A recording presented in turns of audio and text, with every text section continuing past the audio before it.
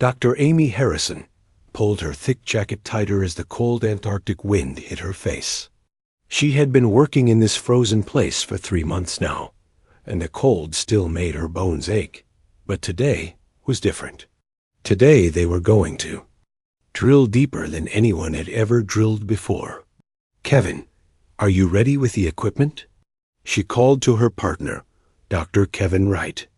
He was checking the huge drilling machine one more time. The machine was as tall as a house and made loud noises that echoed across the empty ice. "Almost ready, Amy," Kevin replied, his breath making white clouds in the cold air. "The drill bits are sharp and the power is good. We should be able to go down another 1,000 feet today." Amy looked at the small team of people around her. There was Dr. Lisa Parker, who was very good at understanding old languages. Captain Jake Morrison knew all about machines and how to fix them. Dr. Susan Bell had come from her work under the ocean to help them. And Dr. Pete Collins had flown in from Africa just yesterday. They were all here because of the strange readings they had found under the ice. The ground radar had shown something big down there, something that did not look natural. The government had given them lots of money to find out what it was. "Starting the drill now," Kevin announced. The machine roared to life, and the drill bit began to spin. Ice and rock flew everywhere as the drill went deeper and deeper into the ground. Amy watched the computer screen that showed how deep they were going. 100 feet, 200 feet, 500 feet. The drill kept going down, down, down. "Wait," Lisa said, looking at her own computer. "I'm getting some strange readings here. The rock is changing. It's not ice anymore." Amy hurried over to look at Lisa's screen. The numbers were jumping around in ways she had never seen before. "What kind of rock is it?" she asked. "I don't know," Lisa said, her voice full of worry. "It's not like anything we have in our books. The computer can't even tell what it is made of." Captain Morrison wiped sweat from his face, even though it was very cold outside. "The drill is hitting something hard down there. Really hard. It's slowing down." Amy felt her heart beat faster. This was exactly what they had hoped to find. "Keep going," she said. "We need to see what's down there." The drill worked for 2 more hours. Then suddenly there was a loud crack, and the drill dropped down fast. "We broke through," Kevin shouted. "There's empty space down there." Amy could not believe it. "Empty space? How big?" Kevin looked at his instruments. "Big, really big. It looks like a huge cave or something."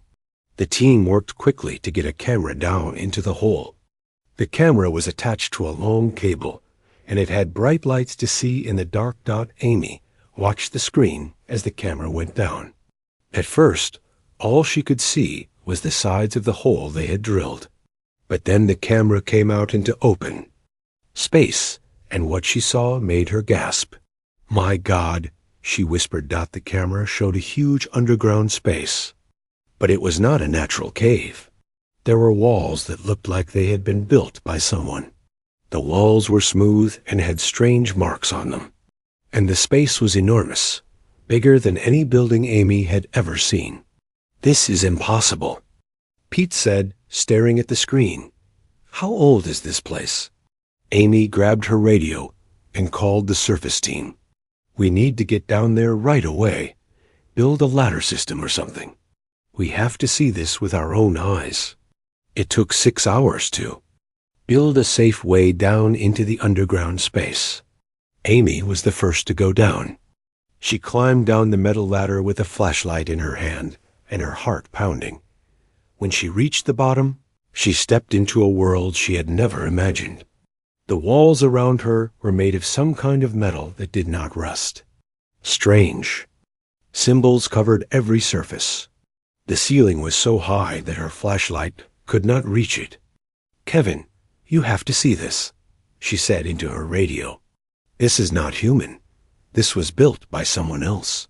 One by one, the team climbed down into the strange place. Everyone was quiet as they looked around. The symbols on the walls were not like any language they had ever seen. The metal was not like any metal they knew. "Look at this," Susan said, pointing to a wall. "These symbols are carved deep into the metal. Whoever made this wanted it to last forever." Lisa was taking pictures of everything. "These are not random marks," she said. "This is writing. Someone was trying to tell us something." Jake found something that looked like a machine, but it was broken and covered in dust. "This technology is way ahead of anything we have," he said. "Look at these parts. I don't even know what they're supposed to do." Amy walked deeper into the space. Her flashlight showed more walls, more symbols, more strange machines. This place went on, like a huge underground city. "How long has this been here?" she asked out loud. Pete was using a small device to test the age of the metal. "According to this, the metal is over 50,000 years old. But that's impossible. Humans didn't even exist 50,000 years ago." Amy felt a chill that had nothing to do with the cold. And who built this place? The team spent hours exploring the underground space. They found rooms that might have been for living. They found areas that might have been for work. They found strange objects that they could not understand. But the most shocking discovery came when Susan found something that made everyone stop and stare. "Amy," Susan called from across the room. "You need to see this right now." Amy hurried over to where Susan was standing. Susan was pointing at the wall with her flashlight. There, carved into the metal, was a picture. It was a picture of a creature, but not a human creature. It was tall and thin, with long arms and a strange head. It had 4 eyes instead of 2, and its hands had too many fingers. "This is who built this place," Susan said quietly, "and they were not human." Amy stared. The picture for a long time. Her mind was racing with questions. Who were these creatures? Where did they come from? What happened to them? "We need to tell the world about this," she said finally. "This changes everything we thought we knew about Earth." But as the team prepared to leave the underground space and return to the surface, Amy had a feeling that this was just the beginning. If there was one alien city under the ice, there might be more. And if there were more, what other secrets was the Earth hiding? The cold Antarctic wind was still blowing when they climbed back, up to the surface. But Amy barely noticed the cold now. Her mind was full of questions about the strange place they had found and the aliens who had built it so long ago. She looked up at the stars in the clear night sky and wondered if somewhere out there, the creatures who had built the underground city were still alive. And if they were, would they ever come back to Earth? 3 weeks after the discovery in Antarctica, Dr. Pete Collins was standing in the middle of the Sahara Desert. The sun was so hot that it hurt his eyes, even with dark glasses. But he did not care about the heat. He was too excited about what his team had found buried under the sand. "The radar is showing something big down there," said Dr. Nancy Green, Pete's partner. She was looking at a computer screen that showed what was underground. "It's about 20 feet down, and it looks like buildings." Pete wiped sweat from his face. "Are you sure it's not just rocks?" "I'm sure," Nancy said. "The shapes are too regular to be natural. Someone built this." Pete's team had come to the Sahara after hearing about Amy's discovery in Antarctica. If there were alien ruins under the ice, maybe there were alien ruins under the sand, too. The government had given them money to find out. The digging took 2 days. The sand was hot and hard to move, but finally they reached something solid. Pete brushed sand away from a smooth surface that looked like metal. "This is the same kind of metal that Amy found," he said into his radio. "But the symbols are different." Back in Antarctica, Amy was still working in the underground city. Her team had found more rooms and more strange objects. But the most important discovery was the symbols. Lisa had been working day and night to understand them. Amy, I think I've figured out some of these symbols, Lisa said, pointing to her notebook. This one appears over and over. I think it means danger or warning. Amy looked at the symbols Lisa had drawn. What kind of danger? I don't know yet, Lisa said. But whatever it was, the aliens who lived here were very worried about it.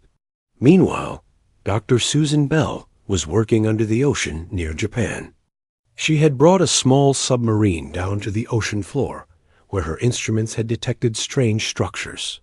This is incredible, she said to her team on the surface. There are buildings down here. They're covered in sea plants, but they're definitely not natural. Susan's submarine had lights that could cut through the dark water. As she moved around the underwater structures, she could see that they were very different from the ones Amy had found in Antarctica. The design is completely different, she reported. These buildings are round instead of square, and the metal is a different color. Dr. Kevin Wright was analyzing all the discoveries from his laboratory. He had samples of metal from Antarctica, and Pete had sent him samples from the Sahara. Now Susan was sending him samples from the ocean floor. These are from 3 different alien species, he told Amy during a video call. The metal compositions are completely different. The technologies are different. Even the way they built. Things is different. Amy felt a chill run down her back. You mean there were 3 different alien civilizations on Earth? At least 3, Kevin said. Maybe more. The news spread quickly around the world. Scientists everywhere began looking for more alien ruins. In the Amazon rainforest, a team found metal structures buried under thick trees. In the mountains of Tibet, another team discovered caves that had been carved by alien hands. Each discovery was different. Each one showed evidence of a different alien species. But they all had one thing in common. They were all very old, and they were all abandoned. Dr. Lisa Parker was working harder than ever to understand the alien writing. She had symbols from all the different discoveries, and she was trying to find connections between them. I think I'm starting to understand something, she told Amy during one of their daily meetings. These different alien species knew about each other. Amy leaned forward. What do you mean? Look at these symbols, Lisa said, showing Amy her computer screen.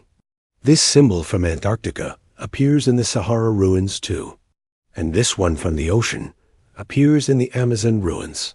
They were writing about each other. But why? Amy asked. Lisa's face was serious. I think they were fighting. In the Sahara, Pete's team had dug deeper and found more rooms.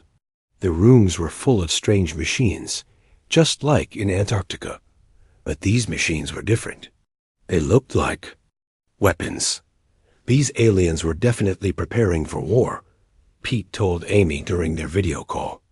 Everything down here is about fighting and defense. Amy was beginning to see a pattern. Kevin, how old are the Sahara ruins? Kevin checked his notes. About 40,000 years old. That's 10,000 years younger than the Antarctic ruins. And the ocean ruins? About 30,000 years old, Susan reported from her ship. Amy felt her heart racing. So the Antarctic aliens were here first. Then the Sahara aliens came. Then the ocean aliens. But what happened to each group? Pete asked. The answer came from Dr. Helen Carter, who was working in the Amazon. I think I know, she said during their group video call. We found bodies down here. Everyone was quiet for a moment. Bodies? Amy asked. Alien bodies, Helen said. They're preserved in some kind of metal containers. And they didn't die from old age or disease. They died from violence. Kevin's voice was quiet. You mean they were killed? Yes, Helen said. And the weapons that killed them are not from their own species. Someone else killed them. Amy put the pieces together in her mind. The aliens were fighting each other for control of Earth. Each group of aliens defeated the previous group. That's what I think too, Lisa said. The symbols I've been translating talk about battles and invasions. Each alien species thought Earth belonged to them. Susan's voice came through the radio from her ship. But what happened to the winners? Why are all the ruins abandoned? That was the question that kept Amy awake at night. If the aliens were fighting each other for Earth, and some of them won, where were the winners? The answer came from an unexpected source. Dr. Tony Martinez was working in Antarctica with Amy's team. He had been studying the newest part of the alien city, the part that seemed to be built last. "Amy, you need to see this," he said, calling her to a room they had just opened. Amy followed him into a room that was different from all the others. This room had pictures on the walls, not just symbols. The pictures showed the tall, thin aliens that had built the city. But in these pictures, the aliens looked scared. "Look at this," Tony said, pointing to one wall. "This picture shows their city, but look what's happening to it." Amy looked at the picture. It showed the underground city, but there were explosions and fire. The aliens in the picture were running away. "They were attacked," Amy said. "Yes," Tony said, "but look at who attacked them." Amy looked more carefully at the picture. The attackers were not the same as the aliens who had built the city. They were different creatures entirely. "Another alien species," she whispered. "And look at this," Tony said, pointing to another picture. This one showed the attacking aliens. But they looked scared too. In the background of the picture, there were other creatures attacking them. Amy stared at the pictures for a long time. It's not just 3 alien species. It's many alien species. They kept coming to Earth, one after another. Over the next few days, teams around the world found more evidence of the same pattern. Each alien civilization had been defeated by the next one. Each group of aliens had thought they could hold Earth forever, but they were wrong. How many alien civilizations have been on Earth? Amy asked Kevin during one of their calls. Kevin looked at his data. Based on what we've found so far, at least 20 different species, maybe more. Amy felt overwhelmed. 20 different alien civilizations, and they all failed to keep control of Earth. "The question is," Pete said from the Sahara, "what happened to the most recent aliens? The ones who won the last battle?" Lisa had been working on translating the newest symbols they had found. "I think I have an answer," she said. "The most recent symbols are not about fighting other aliens. They're about watching the sky." "Watching the sky?" Amy asked. "Yes," Lisa said. "They built machines to watch space. They were looking for something coming from very far away." Amy felt a cold fear in her stomach. They were watching for the next invasion. "That's what I think," Lisa said. "And I think they saw something coming, because the newest symbols talk about leaving Earth." Kevin's voice was quiet. "You mean the most recent aliens left Earth voluntarily?" "Yes," Lisa said. "They left because they knew something bigger was coming. Something they couldn't fight." Amy looked up at the ceiling of the underground alien city. Somewhere far above, the stars were shining in the night sky. And somewhere among those stars, something might be heading toward Earth. "If the pattern continues," she said slowly, "then the next alien invasion might be coming soon." The team was quiet for a moment as they thought about what that might mean for the human race. Dr. Lisa Parker had not slept for 3 days. She sat in her small room in the Antarctic Research Station, surrounded by papers covered with alien symbols. Her eyes were red and tired, but she could not stop working. She was so close to understanding what the aliens had written. "I think I've got it," she said to herself, looking at the symbols on her computer screen. "These symbols tell a story." Amy hurried into Lisa's room when she heard the excitement in her friend's voice. "What did you find?" Lisa pointed to the screen. "Look at these symbols. They're not random.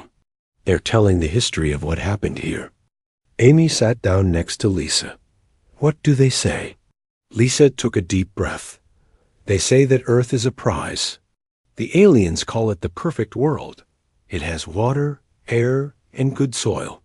It's in the right place in space, not too hot and not too cold. That makes sense, Amy said. Earth is a good place to live. But that's the problem, Lisa continued. Every alien species in the galaxy wants Earth. They've been fighting over it for millions of years. Amy felt her heart sink.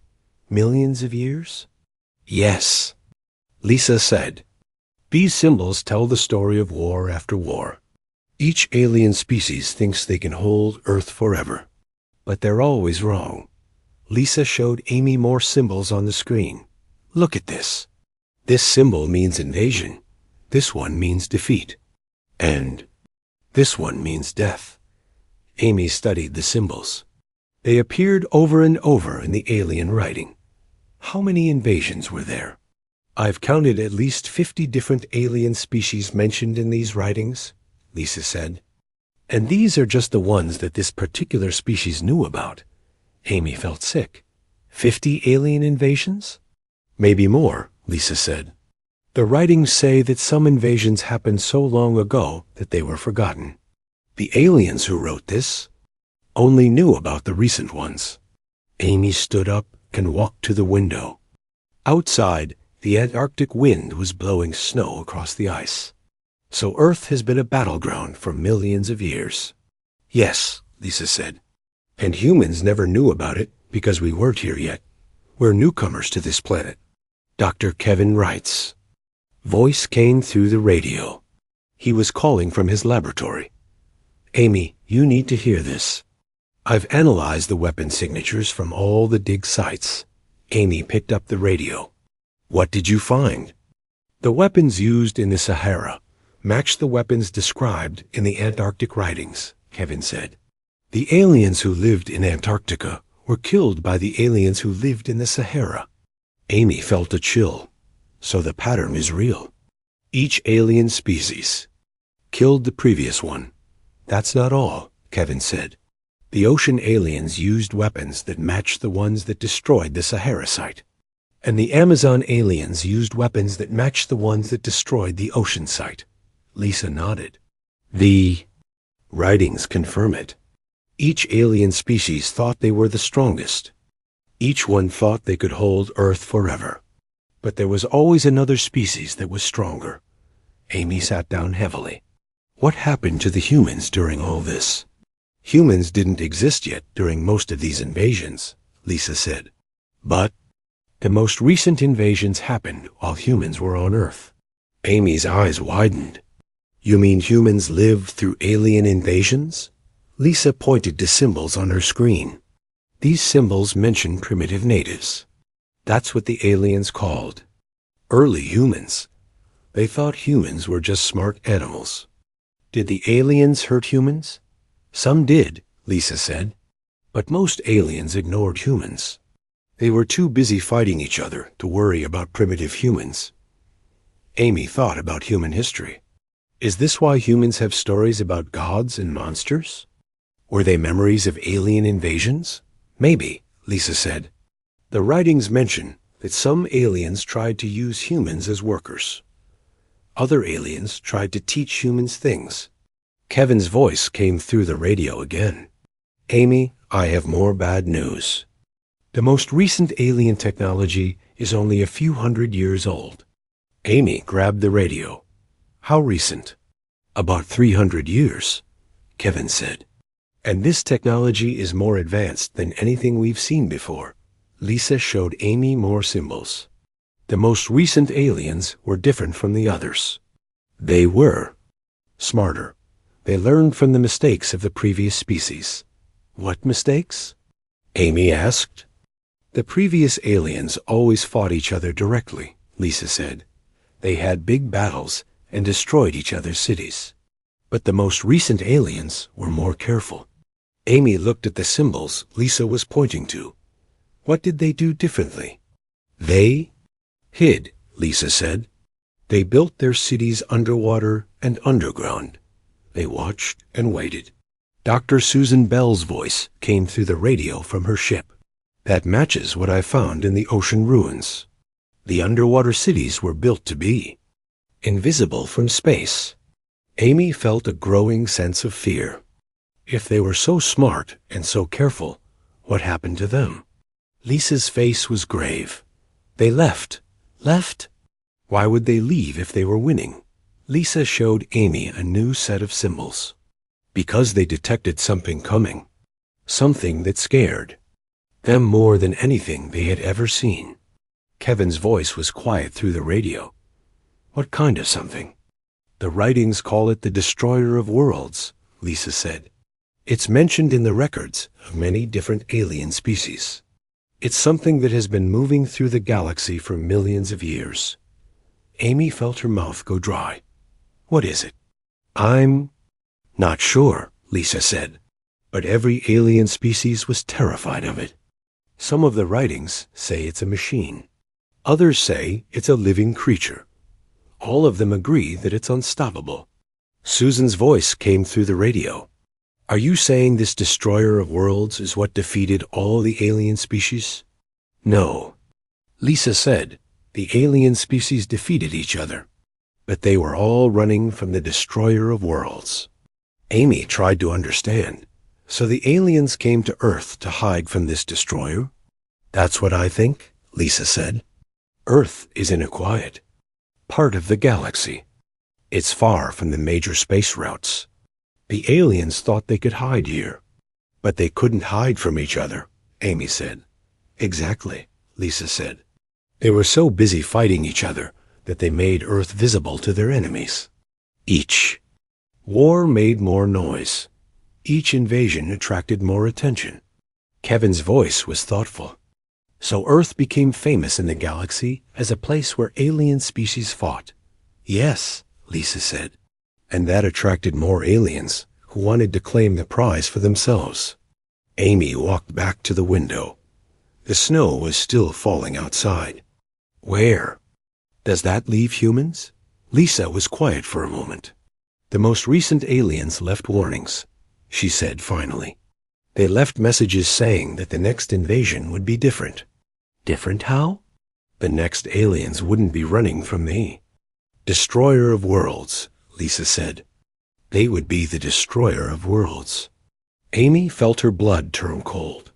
You mean the thing that all the aliens were afraid of is coming to Earth? That's what the warnings suggest, Lisa said. The most recent aliens detected signals from deep space. They said something was coming that would make all the previous invasions look like small fights. Kevin's voice was urgent. How long do we have? Lisa looked at her translations. The signals the aliens detected were still very far away, but they were getting stronger. That was 300 years ago, Amy said. The signals have had 300 years to get closer. Susan's voice came through the radio. We need to tell the world about this. Amy nodded. But will anyone believe us? They'll have to, Lisa said. Because if the patterns hold, humanity is about to face the same choice that faced every alien species before us. What choice? Amy asked. Fight and die or run and live, Lisa said. But there's nowhere to run to. Earth is the best planet in this part of the galaxy. Amy looked at the alien symbols on Lisa's screen. Each symbol represented thousands of years of alien history. Each symbol told the story of a species that had thought they were safe on Earth. There's something else, Lisa said quietly. The most recent aliens left one more message. What? They said that the primitive natives, the humans, might be the key to breaking the pattern. Amy's heart started beating faster. What do you mean? I don't know, Lisa said. The message is not clear, but it suggests that humans might be able to do something that no alien species could do. Like what? Lisa shook her head. I'm still working on that part. But the aliens seemed to think that humans were different somehow. Amy thought about human history.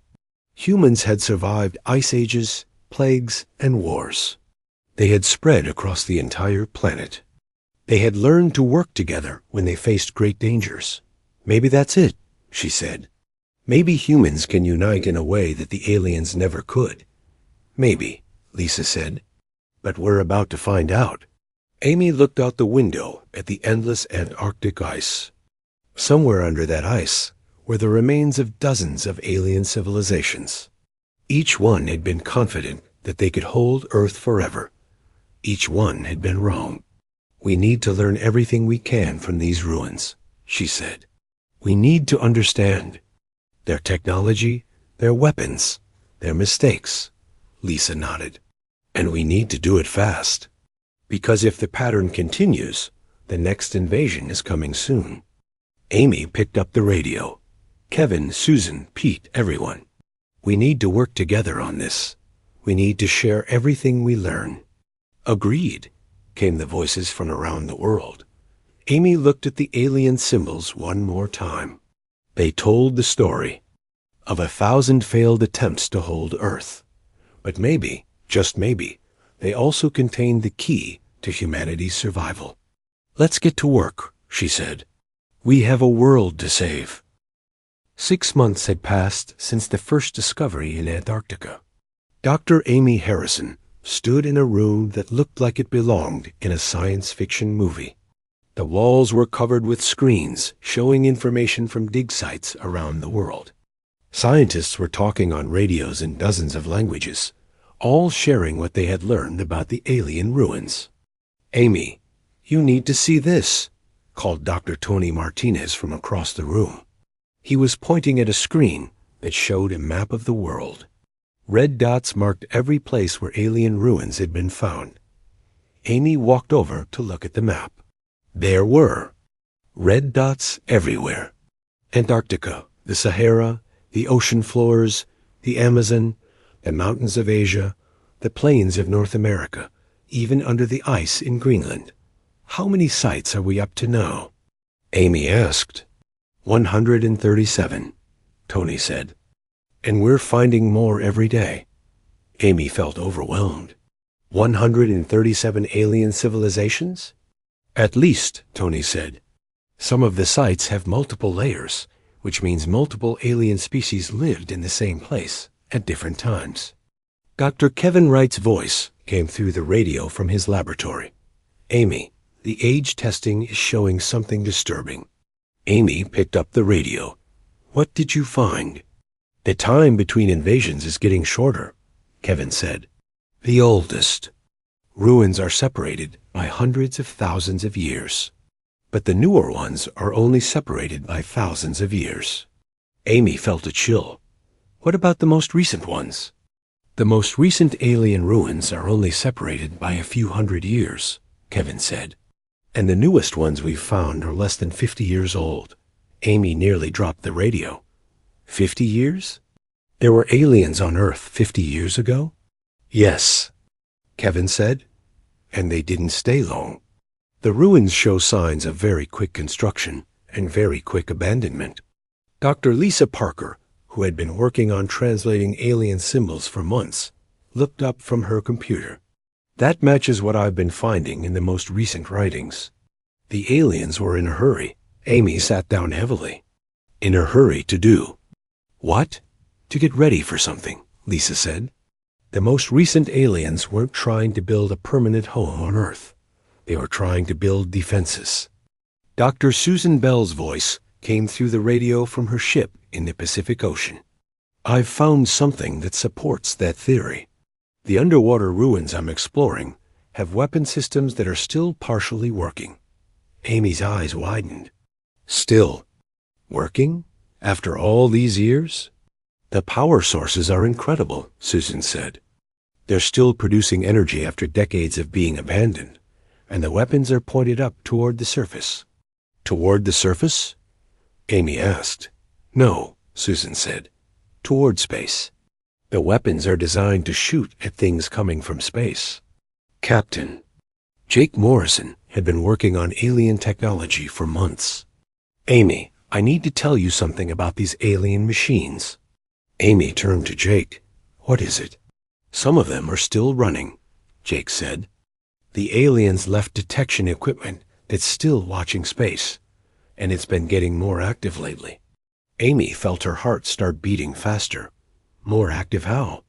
The machines are detecting more signals from deep space, Jake said. Whatever they're designed to watch for, it's getting closer. Dr. Pete Collins called in from his site in the Sahara. Amy, we've made a discovery that changes everything. We found an alien communication device that's still receiving messages. Amy grabbed the radio. Messages from where? From space, Pete said. The messages are in alien languages, but Lisa has been helping us translate them. Amy looked at Lisa, who was already pulling up files on her computer. What do the messages say? Lisa's face was pale. They're warnings. Different alien species are warning each other about something called the final swarm. The final swarm? Amy asked. It's what? The aliens call the thing that's coming, Lisa said. It's not just one ship or one alien species. It's a massive collection of different alien civilizations working together. Amy felt sick. Working together to do what? To claim Earth once and for all, Lisa said. The messages say that the final swarm has been moving through the galaxy for thousands of years, collecting defeated alien species and adding them to their army. Kevin's voice came through the radio. That explains why the recent invasions were so short. The aliens weren't coming to Earth to settle. They were coming to prepare defenses against the final swarm. Amy tried to understand.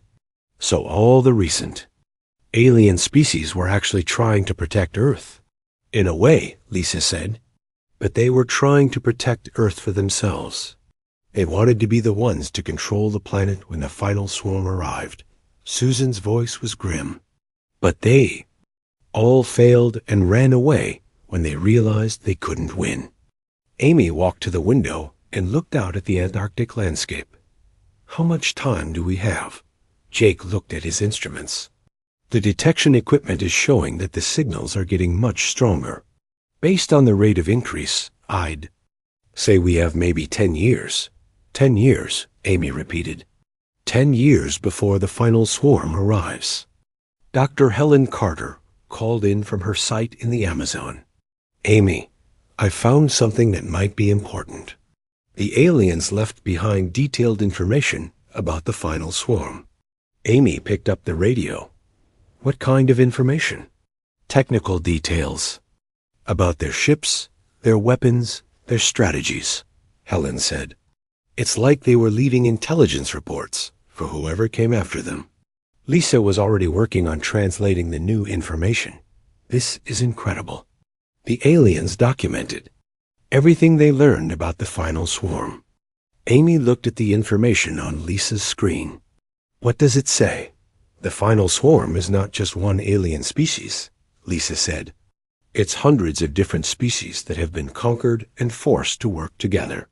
They travel in massive ships. That can destroy entire planets. Amy felt her hope fading. How are we supposed to fight something like that?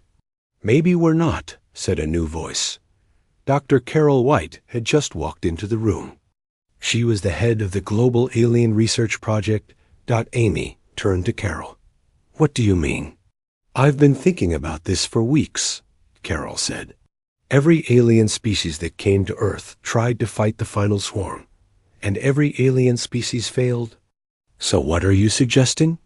Amy asked. Maybe the answer isn't to fight, Carol said.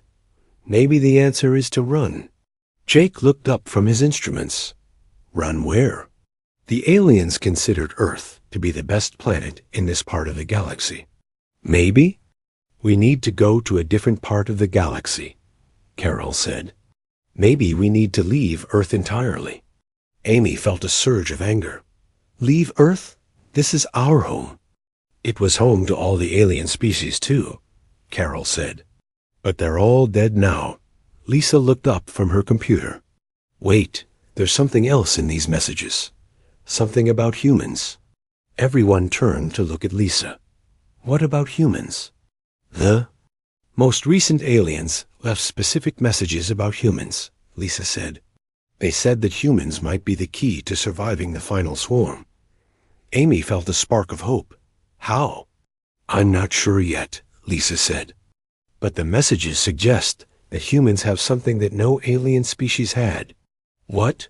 Amy asked. Lisa read from her computer screen. The ability to unite different groups against a common enemy. Amy thought about human history.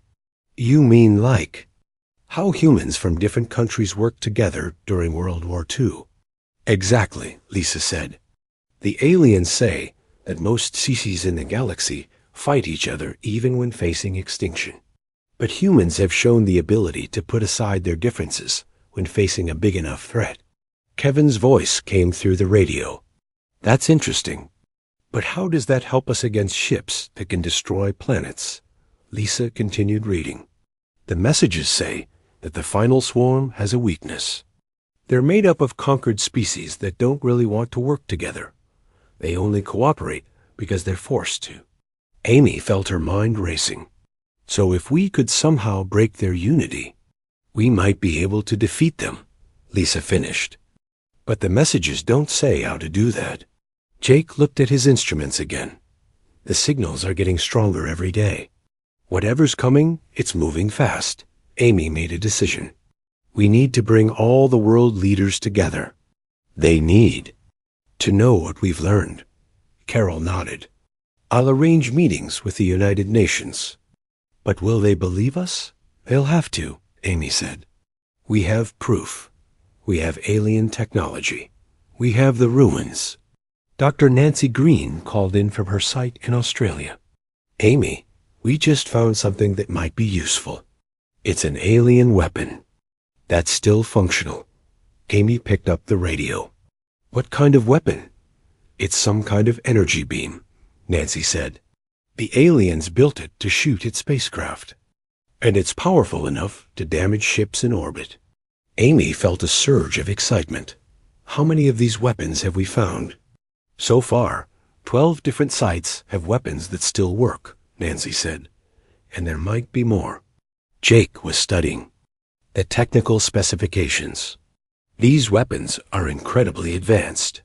With some modifications, we might be able to build more of them. Amy looked around the room at all the screens and computers. We need to organize everything we've learned. We need to make plans. Lisa was still translating alien messages. Amy, there's one more thing.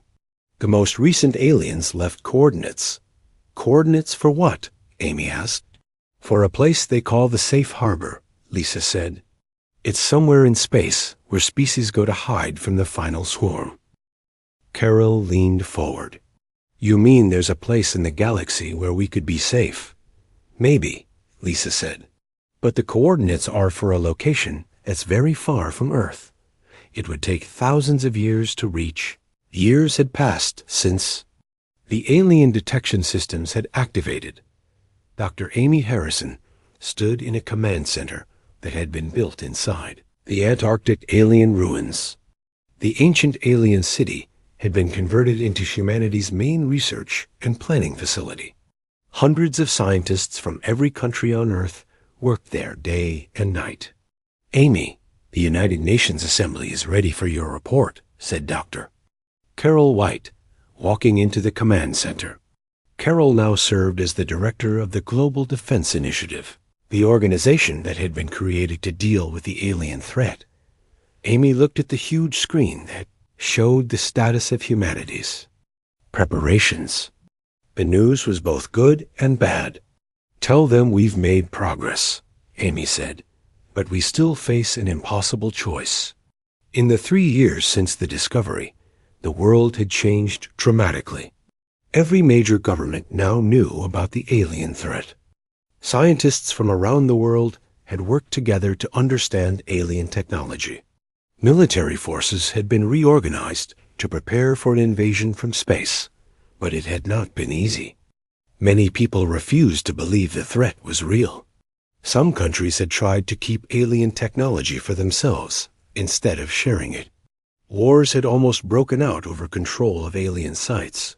How many people are we evacuating? Amy asked. Dr. Kevin Wright, who was managing the escape ship project. We have 12 alien ships that we've managed to repair, Kevin said. Each ship can carry about 10,000 people. That's only 120,000 people total. Amy felt sick. Out of 8 billion people on Earth. We're working on building more ships using alien technology, Kevin said. But it's slow going. Maybe we can save 500,000 people if we have 5 more years. Dr. Lisa Parker looked up from her translation work. The alien messages suggest we might not have 5 more years. Amy walked over to Lisa's station. What do the most recent signals say? The final swarm is definitely coming, Lisa said. The alien detection systems are tracking multiple massive objects moving toward our solar system. Amy looked at the data on Lisa's screen. How long until they arrive? Based on their current speed, maybe 2 years, Lisa said. Maybe less if they have faster ships than we think. Captain Jake Morrison was working on the defense systems that had been built around Earth. Amy, we have 47 alien weapon platforms online. They're powerful, but I don't think they're enough. Amy nodded. How powerful? Each weapon can destroy a ship the size of a city, Jake said. But the final swarm might have hundreds of ships. Maybe thousands. Dr. Susan Bell had been leading efforts to raise more alien ships from the ocean floors. Amy, we found something. That changes the situation. Amy turned to Susan. What is it? We found an alien ship that's much larger than the others, Susan said. It's buried under the ice in Greenland. If we can dig it out and repair it, it could carry 1 million people. Amy felt a spark of hope. How long would that take? At least 2 years, Susan said. Maybe more. And we'd need the cooperation of every major government on Earth. Amy looked around the command center. Despite all their work, humanity was still facing the same choice that had faced every alien species before them. Fight and probably die, or run and maybe survive. What's the status of the Unity Project? Amy asked Dr. Pete Collins, who had been working on the most difficult part of humanity's response. We've made some progress, Pete said. 43 countries have agreed to work together completely. But there are still holdouts. Amy frowned. Which countries? The usual suspects, Pete said. Countries that think they can protect themselves better than they can protect everyone else. Countries that want to control alien technology instead of sharing it. Dr. Helen Carter had been studying the final swarm's behavior patterns. Amy, I think I understand why the aliens were so afraid. Amy walked over to Helen's station. What did you find? The final swarm doesn't just conquer planets, Helen said. They absorb entire civilizations. Every species they defeat becomes part of their army. Amy felt a chill. You mean they turn conquered species into slaves? Worse than slaves, Helen said. They turn them into willing servants. The alien records suggest that the final swarm has some way of controlling the minds of the species they conquer. Amy thought about the implications. So even if some humans survive the initial invasion, they would eventually become part of the final swarm, Helen finished. That's why running away might be our only real option. Dr. Tony Martinez had been working on a desperate backup plan. Amy, I've been thinking about the alien messages that said humans might be different. Amy looked at Tony. What about them? What if the reason humans are different is not because we can unite? Tony said. What if it's because we can resist? Mental control? Amy felt her heart beat faster. What do you mean? Think about human history, Tony said. Humans have always resisted tyranny. Even when facing overwhelming force, some humans always fight back. Lisa looked up from her translations. That's interesting. The alien records say that most species submit completely when faced with superior force. But the records about humans suggest that humans never completely submit. Amy walked to the window that looked out over the alien ruins. So you think humans might be able to resist the final swarm's mental control? It's possible, Tony said. But we'd need to test the theory. and we'd need to survive the initial invasion. Jake looked at the defense planning charts. Even if we could resist their control, we still couldn't win a direct fight. They have too many ships and too much firepower. Amy made a decision. We need to prepare for both possibilities. We need to build as many escape ships as we can, but we also need to prepare a resistance that could survive, even if Earth falls. Carol nodded. Underground bases, hidden weapons, scattered survivor groups. Exactly. Amy said, if we can't save everyone, maybe we can save enough people to keep fighting. Kevin looked at his ship construction schedule. The big ship under Greenland is our best hope for evacuating large numbers of people. But we need total international cooperation to dig it out in time. Amy picked up the radio to address the teams around the world. Everyone, this is Amy. We need to make a final decision about our strategy. Voices came back from teams at alien sites around the globe. Scientists, military officers, and government representatives all waited to hear what Amy would say. We have 2 years, maybe less, before the final swarm arrives, Amy said. We can't save everyone, but we might be able to save humanity as a species. She took a deep breath. Here's what we're going to do. We're going to pursue 3 strategies simultaneously. Amy looked at her notes. First, we're going to focus everything we have on digging out and repairing the big ship in Greenland. That's our best chance to evacuate the most people. Second, we're going to complete the global defense network. Even if we can't win, we might be able to delay the invasion long enough to get more people off the planet. Third, we're going to prepare hidden resistance bases around the world. If Earth falls, there will still be humans here to fight back. Lisa raised her hand. Amy, there's one more thing. The alien messages mention something called the Beacon of Unity. Amy turned to Lisa. What's that? I'm not sure, Lisa said. But the messages suggest that if a species can truly unite, they can activate something that will help them survive. Amy felt a mix of hope and frustration. Do the messages say how to activate this beacon? No, Lisa said, but they say it requires complete unity. Not just cooperation, but actual unity of purpose. Amy looked around the command center at people from dozens of different countries working together. We're more united now than humanity has ever been. But it might not be enough, Carol said. We still have countries that refuse to cooperate fully. Amy made another decision. Then we need to give them a reason to cooperate. We need to show them what unity can accomplish. Over the next few weeks, Amy traveled around the world. She spoke to world leaders, military commanders, and ordinary people. She showed them the alien ruins. She explained the threat. She asked for complete cooperation. Some listened. But slowly, more and more people began to understand that humanity's survival depended on working together completely. 6 months before the final swarm was expected to arrive, 49 countries had joined the Unity Project. The big ship in Greenland was almost ready. The defense network was complete. The resistance bases were prepared, but it still might not be enough. Amy stood in the Antarctic Command Center, looking at the screens that showed humanity's preparations.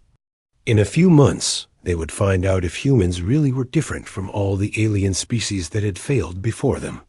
Are we ready? Carol asked. Amy looked at the status reports one more time. The escape ships could save maybe 2 million people. The defenses might delay the invasion for a few weeks. The resistance could keep fighting for years, maybe decades. We're as ready as we can be, Amy said. Now we find out if being human is enough. Lisa looked up from her computer. Amy, the detection systems are showing something new. Amy felt her heart sink. Are they arriving early? No, Lisa said, her voice filled with wonder. The systems are detecting something.